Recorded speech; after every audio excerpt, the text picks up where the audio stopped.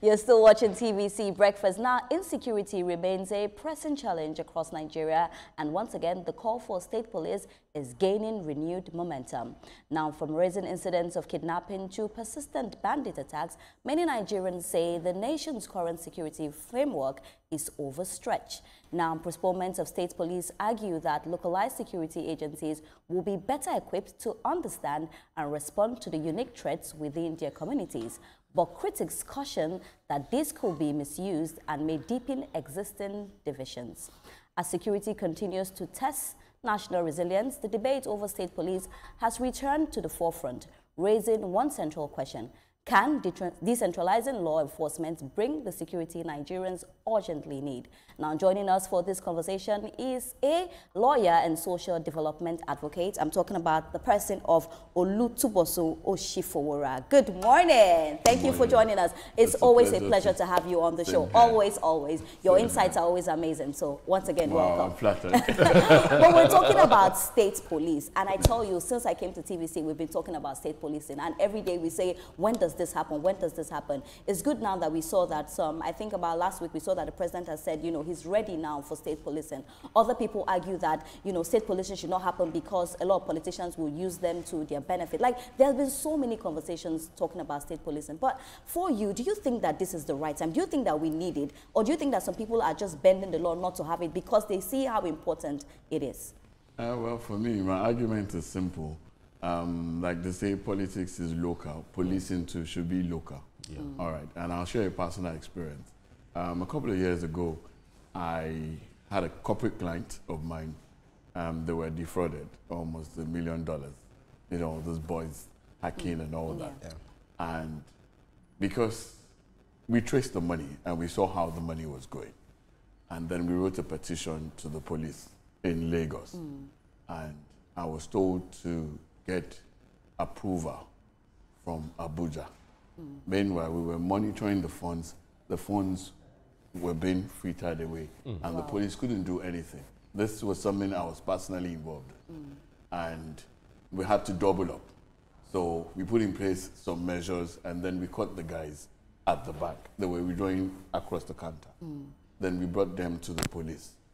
Do you know the police still insisted that I get an approval from Abuja for the petition? And I'm like, okay, fine. I have caught the thief. You are the police. Yeah. You are supposed to do this. They insisted. Do you know, after 2 days, I had to fly to Abuja for the client. After 2 days, I was being threatened. I can say this anywhere. Yeah. And I say this with all sense of responsibility. I was being threatened that they will allow the guys go if I don't get the approval for the petition. That was the day my consciousness for state policing became necessary. Yeah. Yes. Like, because this is something that happened in Lagos. Why should I go to Abuja to get approval? Now I have made efforts to get these things done, what you're supposed to do. But they were handicapped, and I understand very well. We have seen state governors lament. We saw the recent one by the Zamfara governor. He said he knows these people, he knows where they are, but they said he should get approval from the central unit. So it shows you that if you waste, and the way it works, crime is not something you waste time on. Yeah. You will lose life, you will lose properties, the unintended consequences of time wasted when it comes to tackling crime, you can't quantify it. Now, so that's why the argument for state policing is necessary. Now, well, if we want to look at it constitutionally, there's a whole lot of amendment that has to be done, because policing is under the exclusive list, which is item 45 of the exclusive list in the Constitution. That means it's only the federal government that's in charge. Now, every state has a CP. That shows you that there's need for some headship of the police in a state. But the CPs don't necessarily report to the governor. Meanwhile, the governor is supposed to be the chief security officer of the state. Exactly. Now, so if the person who has the de facto power to tackle crime does not report to the governor, then how do you want to, the synergy is lost.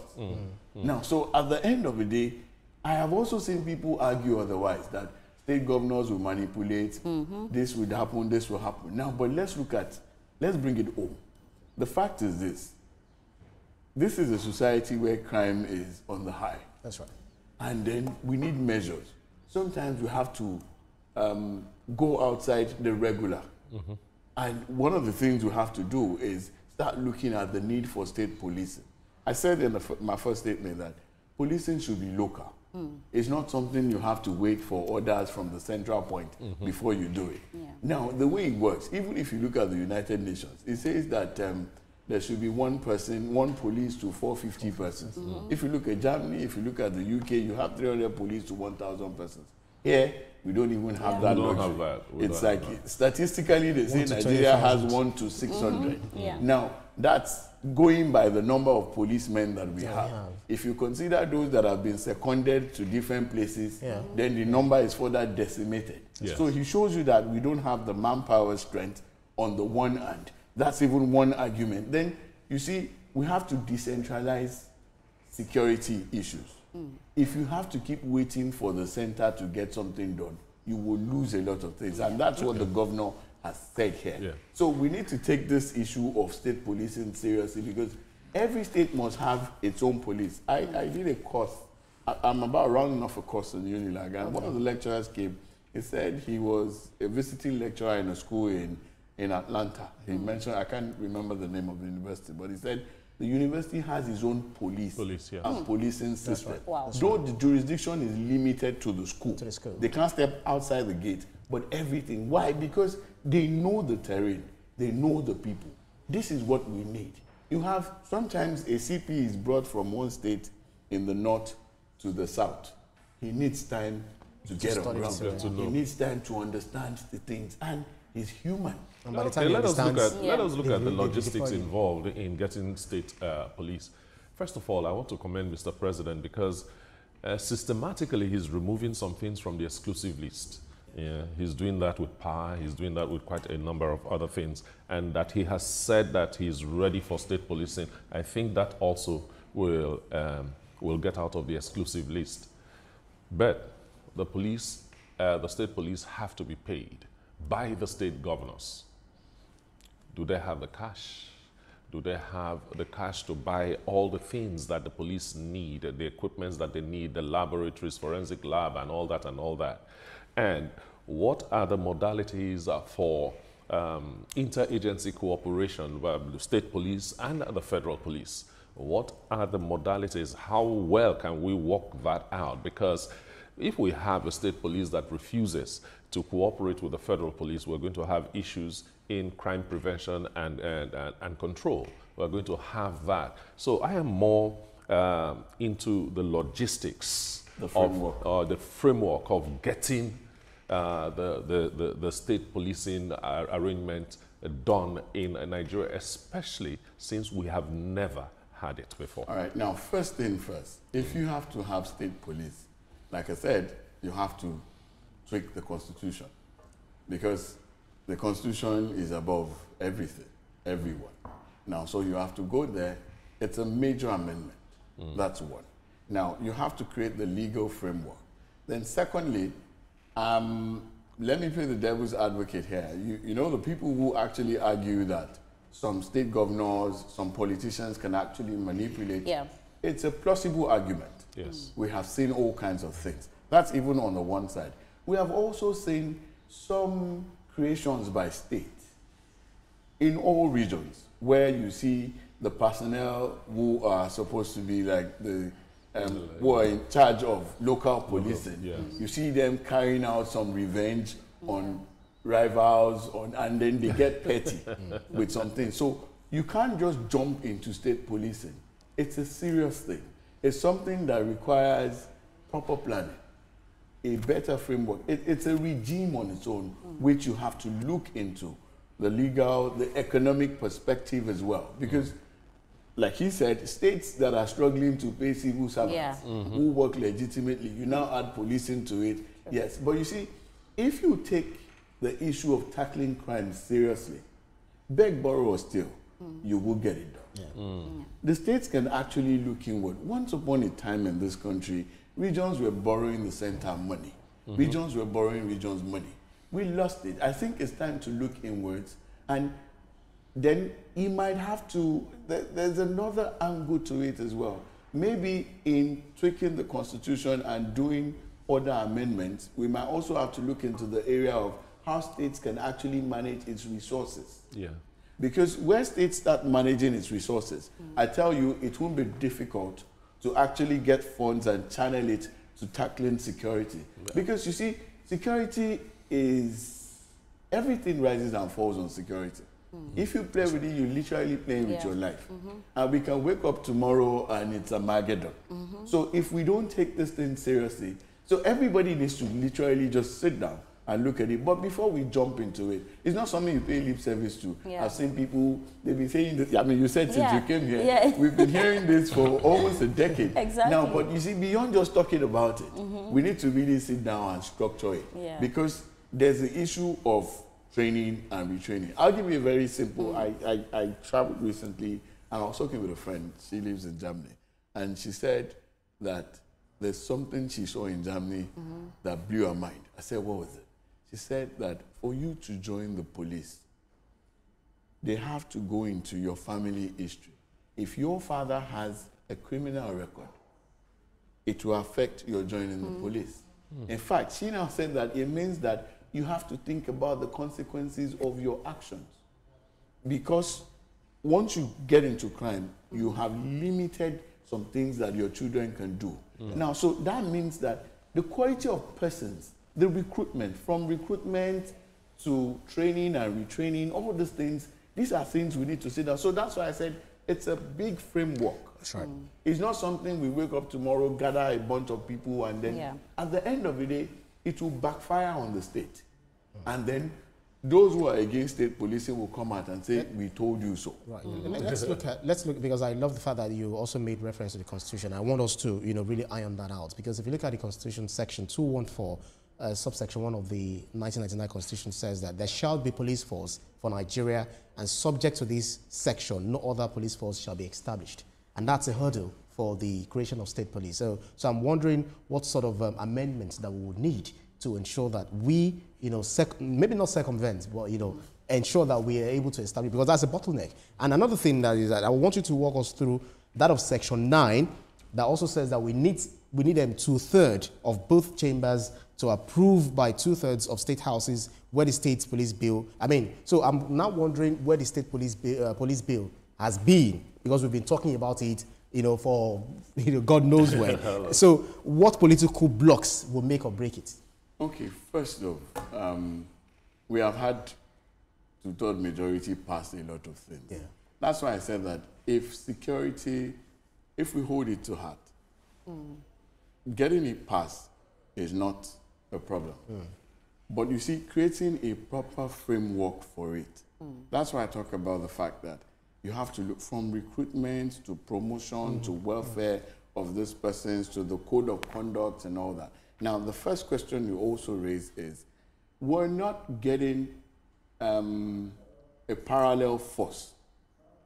We're getting a complementary force. That is what the state police is going to be. In fact, it will be subsumed under the federal police. You have the FBI, you have the CIA. Fine. Sometimes it doesn't work the way we see it in movies. Exactly. They clash and all that. We've seen a lot of movies like that, but it doesn't really work like that. So people have also been apprehensive of such clashes. That, okay, will the state police be subservient to the federal, or will they be independent? They cannot be independent. What we're working towards is synergy. And the aim is to tackle crime to the best of our ability. Now, so in creating a proper legal framework for it, the state police will be under the federal police to an extent that it will still maintain its identity. For all you care, this is a federation. We're federating. The federating units should have its own, the subnational government should have its own thing in everything. Maybe what I feel should be on exclusive list is maybe military, and then printing of money, because when states start printing their own money, and maybe a few other things. But issue of policing, the state should be in charge of its police. And then there are ways you can use the laws to curb things. Okay, if you say that some states will manipulate, there will be teething problems. Of course. We cannot rule that out. There will be teething problems, but we will get it right. But you see, you miss 100% of the shot that you don't take. True. So if we don't take it, if we get into it, we will stagger. You have a baby, it will. Every one of us, you know, they will struggle. After a while, you'll be the one cautioning, don't run here, don't run. They will get it right. In the long run, we will get it right. Yeah. But we need a proper legal framework. You know, okay. But there's something I want to speak about on this. I remember when we saw the news that the Zamfara governor had said that, you know, if you give him 2 months, you know, he would eradicate insecurity. And I'm like, this is fantastic for him to say something like this. I wonder why these things still take time. Let's say that we've seen solution. Why are we, you know, still waiting before we implement the solution? So I always like to go to what next? I'm such a fast person. This is how we can be done. What next? So what do you think are the ways that we can implement this as fast as possible if we have a sitting governor telling us that in just 2 months there will not be insecurity again? Unfortunately, the system of governance we operate. I like the way you started with unfortunately. It doesn't work at the jet pace. The supersonic or the way pace. Nigerians want it to be, actually. So, you know, so it's sad anyway. It's a sad development, really, because somebody is being terrorized and it's giving you a lot. It's like my story. I told you, I caught the thief. I identified the thief, brought to police. They are telling me stories. I'm doing your job for you. And you're still frustrating me. So I think we need to sit down and reset a lot of things. And we can start with this. This argument also, it's not like one state will come up and run its own affairs. No, everybody needs to sit down. And then we also need to set the limitations. Because sometimes if you don't set these things from the beginning, you will have more problems that you envisage. Now, so even if it's going to be a constitutional conference on state policing, it is necessary. All the governors, all the stakeholders, everybody needs to come and say, let's fashion this thing out this way. Hey, there you go again. You're talking about conference. We had, remember we had the national confab in 2014. They talked about the restructuring. So do you not feel that this is just fundamental? Because if we are talking about the system of government that is not exactly working, we need to devolve powers, which we have tried to do. In devolving powers, it can't be done based on wishes. You need proper framework. Because if my activities were encroached on yours, you know, the subnationals are independent to an extent. Now, so, like I told you, the lecturer said the police in the school, the jurisdiction was, it starts and ends at the gate of the school. Anything you do outside the school, you be liable for your actions, and then you can be held culpable for it as well. Because there's a higher law that supersedes the one that governs where you are. So that's why I said that stakeholders will need to sit down and fashion this thing out. If Ogun State will affect Lagos, or at best, maybe a regional police system for a start, before we break it down. That's right. But the fact is that two things. What we have is not adequate. What we have is not working to the best of the ability with which it could work. That's why we need to break it down and then micromanage it, as it were. That's my I have somebody that said that if you want something to work fast in a country, then don't use democracy. Because the processes are so long. It is very necessary we sit down, as you have suggested. It's very necessary we do so. But we've done so before, and we've not seen any results. And after sitting down, how long will that confab last? Maybe a week? Maybe 2 weeks? No, I'm going somewhere, sir. Maybe a week, maybe 2 weeks. Then after that, the recommendations will now go to the National Assembly. The National Assembly will spend another 5-6 months deliberating on it, and then it will go to state assemblies so we can get the, what's it called, 2/3 majority approval. And so we are looking at 3 years. No. Let me give you a good example. No, let me shock you. I'll jog your memory now. When elections was taking, election petitions was taking longer than necessary, and it almost altered the entire calendar. How long did it take them to pass the thing? Particularly because it affected them. Yes, because it affected them. So if security affects everybody, security affects everybody. They're not safe. They're not safe. But you know that they are I hope they sponsors. know that they are not safe. Sponsors Do you know who how are many in politics. Do you know how many legislators have been killed due to banditry, since the whole Just crisis. Yeah. That's right. Lost the senator, lost the rep member. They know these things. They feel it. It won't cost them. It won't take them minutes to pass it. No, they are not feeling it. No, but with what you're saying, wait, I want to say something. With what you're saying, that means if they feel it, they would, do it fast. But then again, if we even say that they are not feeling it, Nigerians are feeling it. And they are there to serve us. That's the unfortunate conundrum we found ourselves. But the fact is this. Also, if you cry, the more we make noise. Somehow, the social media has come to stay. And it's a part of our system now.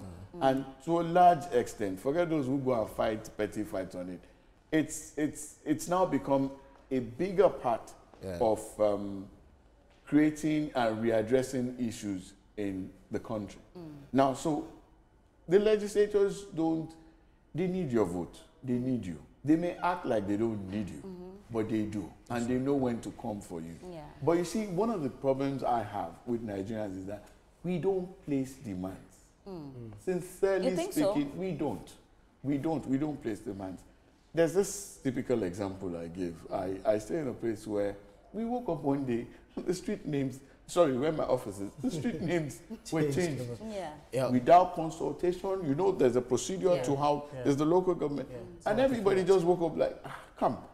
For me, personally, I was affected because I have correspondences in the formal name.